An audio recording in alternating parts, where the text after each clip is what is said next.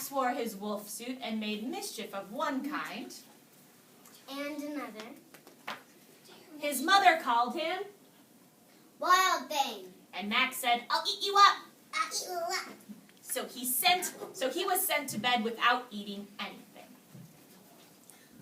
That very night, in Max's room, a forest grew. And grew.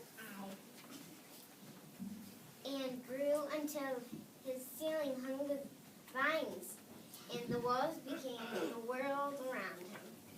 And an ocean tumbled by with a private boat for Max. And he sailed off through night and day.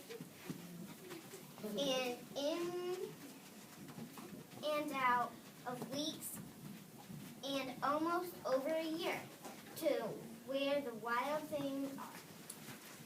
And when he came to the place where the wild things are, they roared their terrible roars, and gnashed their terrible teeth, and rolled their terrible eyes, and showed their terrible claws. I don't have problems. Till Max said, "Be still. Be still." And tamed them with his magic trick. Of staring into all their yellow eyes without blinking once. And they were frightened, and called him the most wild thing of all. Wild thing of all. And made him king of all the wild things. And now, cried Max, And now, let the wild rumpus start. let the wild rumpus start.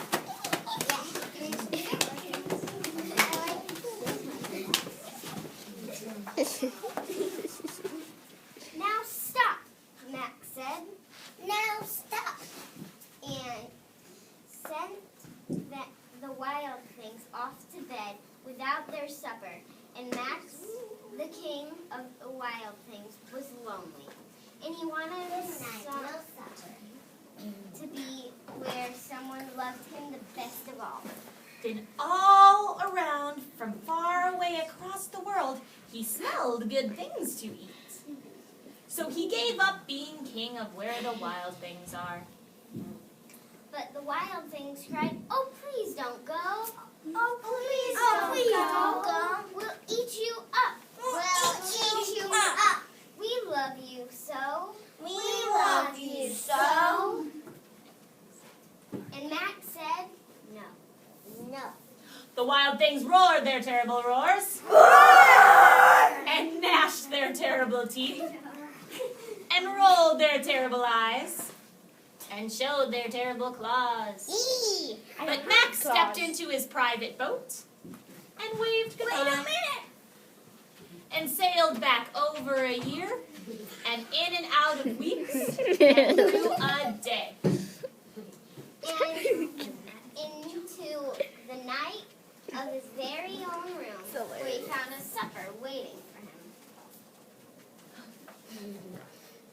And it was still hot. The The end.